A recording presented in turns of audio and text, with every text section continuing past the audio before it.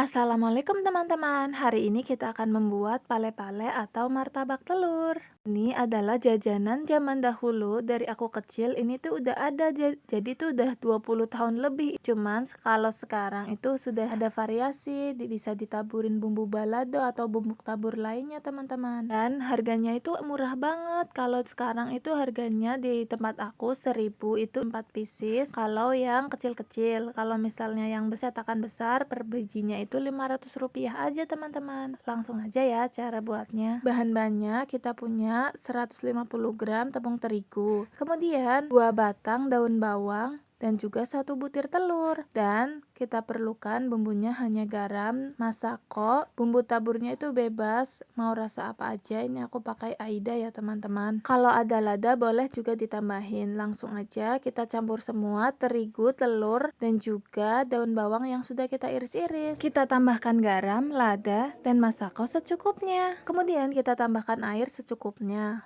Kita aduk sampai teksturnya itu nggak terlalu kental, juga nggak terlalu cair ya teman-teman. Seperti ini teman-teman teksturnya. Jangan lupa tes rasa ya. Setelah kita colek rasanya pas, sudah siap kita goreng. Nah, sekarang kita panaskan cetakannya ya, yang seperti ini bulat-bulat kecil.